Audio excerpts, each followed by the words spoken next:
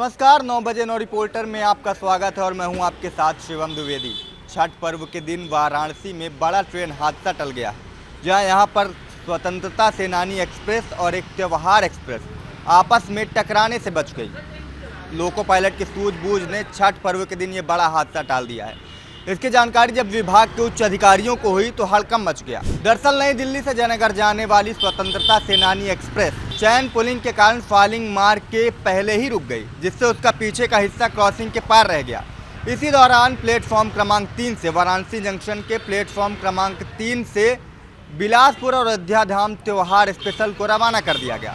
जैसे ही ये ट्रेन आगे बढ़ती है तो लोको पायलट ने देखा कि सेम लाइन पर दूसरी ट्रेन यानी स्वतंत्रता सेनानी एक्सप्रेस खड़ी हुई है, जिसके बाद लोको पायलट ने सूझबूझ दिखाते हुए ट्रेन पर ब्रेक लगाया। रफ्तार कम होने के कारण 50 मीटर से भी कम दूरी पर जाकर ये त्योहार स्पेशल ट्रेन रुकी और ये बड़ा हादसा टल गया। अब इस घटना की जांच के लिए एक टीम गठित कर दी गई है, जो जल्द ही इस पूरे मामले की रिपोर्ट सौंपेगी। सीएम योगी के नारे बटोगे तो कटोगे पर जमकर राजनीति हो रही है। वहीं सीएम योगी के एक और बयान ने सियासी माहौल गरमा दिया है। सीएम योगी ने महाराष्ट्र के अमरावती में एक बयान देते हुए कहा है कि त्रेता युग में बजरंगबली थे, लेकिन उस वक्त इस्लाम का नामो निशान नहीं था। जिन्हें बजरंगबली नहीं पसंद है वो वहां जा सकता है, जिन्हें वो पसंद करते हैं। बता दें कि महाविकास आघाड़ी की सरकार के दौरान हनुमान चालीसा को लेकर विवाद हुआ था, जिसको लेकर के सीएम योगी आदित्यनाथ की टिप्पणी आई है। अब समूचा विपक्ष योगी आदित्यनाथ के इस बयान के बाद उनको घेर रहा है और उनकी आलोचना कर रहा है। अब देखने वाली बात यह होगी कि सीएम योगी का यह बयान बीजेपी के लिए आगामी चुनाव में कितना कारगर साबित होता है। गोल्ड लोन अगर बात करें, गोल्ड लोन लेने जा रहे हैं तो कृपया सतर्क हो जाएं, बिकॉज एक मामला सामने आया है जो रायबरेली एक्सिस बैंक है। मैं कैमरामैन से कहूँ दिखाना चाहें, ये एक्सिस बैंक है और एक्सिस बैंक में ही एक मामला सामने आया है। पीड़ित शिवम ने गोल्ड लोन लिया था और गोल्ड लोन लेने के बाद जब उनको गोल्ड वापस देने की बात आई तो वापस जब दिया गया तो बैंक के जो कर्मचारी हैं, शाखा प्रबंधक के साथ में 3 लोगों पर एफआईआर दर्ज हुआ है। और उस एफआईआर में पीड़ित ने दर्शाया है कि जब मेरा गोल्ड मुझे वापस किया गया तो मेरे गोल्ड के बजाय नकली गोल्ड सेम गोल्ड डिज़ाइन का करके मुझे वापस किया गया। उसी आधार पर एक मुकदमा दर्ज किया गया है रायबरेली थाने सदर में और इसकी जाँच जो है रायबरेली पुलिस कर रही है। देखिए, थाना कोतवाली नगर के अंतर्गत शिवम सिंह जो कि जगतपुर के रहने वाले हैं, इन्होंने एक मुकदमा पंजीकृत कराया है, जिसमें कि एक्सिस बैंक के मैनेजर और उसके कुछ कर्मचारियों के अगेंस्ट में ये एफआईआर दर्ज हुआ है। प्रकरण ये है कि शिवम सिंह ने गोल्ड लोन लिया था, जो कि उनका कहना ये है कि सभी ने जांच परख करने के बाद ही वो लोन जो है पास किया था और बाद में उस जो असली सोना था उसको बदल कर नकली सोना वहाँ पर रख दिया। इसी के लिए जो है मुकदमा दर्ज हुआ है और जिस पर आगे की विवेचना की जा रही है। पूरे देश में महापर्व छठ की धूम मची हुई है। उसी के तहत आज प्रयागराज में संगम किनारे लोगों का एक भारी हुजूम उमड़ा और लोगों ने डूबते हुए सूर्य को अर्घ देकर छठ की पूजा की। अब कल उगते सूर्य को अर्घ दिया जाएगा और पूजा अर्चना करके लोग अपने परिवार में सुख शांति समृद्धि और यश वैभव की कामना करेंगे। नहाए खाए के साथ शुरू होने वाला ये पर्व आज तीसरा दिन था, जिस दिन लोगों ने गंगा जी में खड़े होकर डूबते हुए सूर्य को अर्घ दिया और अपने परिवार में सुख शांति समृद्धि की कामना की। हमीरपुर में 27 अक्टूबर को 2 पत्रकारों के साथ हुई बर्बरता के मामले में मुख्य आरोपी पवन अनुरागी को हमीरपुर पुलिस ने कल गिरफ्तार कर लिया था, जिसके बाद आज उसको माननीय न्यायालय में पेश किया गया है।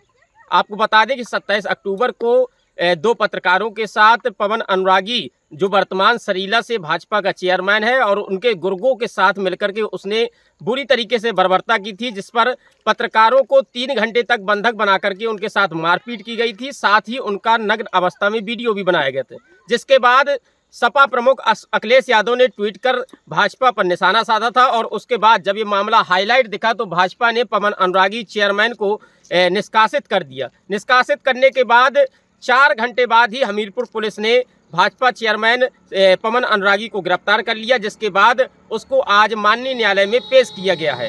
आपको बता दें कि अभी तक 4 गुर्गों सहित पवन अनुरागी की गिरफ्तारी हो चुकी है। हालांकि पुलिस टीम अभी लगातार जो बचे हुए अपराधी हैं उनकी तलाश कर रही है, लेकिन जो ये मामला है पूरी तरीके से प्रदेश में जो जिम्मेदारों की जवाबदेही तय करता नजर आ रहा है।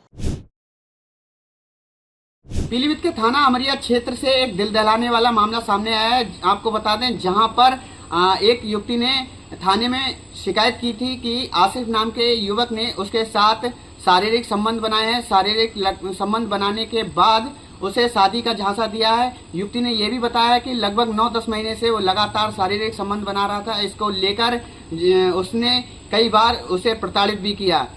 जब युवती ने युवक से शादी की बात की तो युवक ने साफ इनकार कर दिया। युवती ने इसको लेकर कई उच्च अधिकारियों और अमरिया इंस्पेक्टर से इसकी शिकायत भी की, मगर जो अमरिया के इंस्पेक्टर हैं ब्रजवीर सिंह, हालांकि वो सुर्खियों में रहते हैं और आसिफ के नाम के जो युवक है उससे साठगांठ करके उसकी शिकायत को दबा दिया। आखिर वो युवती लगातार न्याय के लिए दर बदर की ठोकर खाती रही। उसने थाने के अंदर जहर खा लिया। जैसे ही युवती ने जहर खा लिया तो अमरिया इंस्पेक्टर ने आनन फानन में उसे जिला अस्पताल में भर्ती कराया। इलाज के दौरान युवती की मौत हो गई है। आपको बता दें, अगर प्रशासन उसके खिलाफ अगर कार्रवाई करता तो युवती की जान नहीं जाती। नहाय खाए से शुरू हुए छठ पर्व का महत्व काफी माना जाता है। पूर्वांचल में इस पर्व को मनाया जाता है मुख्य रूप से, लेकिन इस वक्त हम कानपुर के मनकी मंदिर नहर के पास में खड़े हैं, जहां पर साफ तौर पर इस पर्व का महत्व देखा जा सकता है। लगभग 2 लाख से अधिक जो श्रद्धालु हैं यहाँ पर आते हैं और पूजा अर्चना करते हैं। अपने सहयोगी से कहेंगे एक बार दिखाने का प्रयास भी करें कि किस तरीके से यहाँ पर लोग आते हैं और कितनी सारी भीड़ जो है यहाँ पर होती है। जिस तरीके से पंडाल भी आप देख सकते हैं कि यहाँ पंडाल भी लगा हुआ है, जो यहाँ पर छठ पर्व का मेन मुख्य पंडाल है। और बाजार के रूप में यहाँ पर कहीं ना कहीं बहुत सारे जो है स्टॉल भी लगे हुए हैं और लाखों की संख्या में जो लोग हैं यहाँ पर आते हैं, पूजा अर्चना करते हैं और कहीं ना कहीं जो इस पर्व को है बहुत महत्वता दी जाती है। कानपुर में क्या पूरे विश्व में महत्वता हो गई है छठ मैया की। और 2 दिन पहले से व्रत शुरू होता है नहाए खाए से, फिर खरना होता है और आज छठ मैया के वहाँ पे आते हैं, वहाँ पे सब अर्घ देते हैं, पूजा करते हैं, घर परिवार सुख शांति के लिए सभी लोग मनाते हैं पर्व धूमधाम से। आज छठ मैया का व्रत है। आज जो है छठ माता का मतलब अर्घा है, शाम की बेला की, संध्या बेला की। 5-5 10 भी होते हैं और 5-5 55 भी होते हैं, मगर वाराणसी के भेलूपुर थाना क्षेत्र में जो जघन्य हत्याकांड हुई वो 5-5 55 साबित कर दी। 5 नवंबर की रात अब 5 लोगों की हत्या, अब 55 घंटे बाद जो है परिवार के उन लोगों को मुखाग्नि मिली जिनका पूरा वंशज खत्म हो गया। हालांकि जो मुखाग्नि दिया है वो यही आ रहा है सामने कि जो आरोपी है उसी के भाई जुगनू ने मुखाग्नि दी है।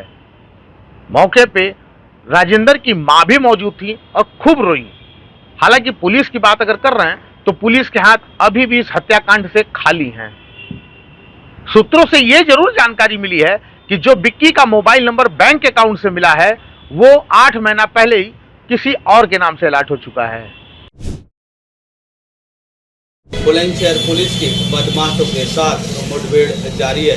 किसी वारदात को अंजाम देने जा रहे मोटरसाइकिल बदमाश 15,000 के इनामी गौरव से बुलंदशहर पुलिस की मुठभेड़ हो गई।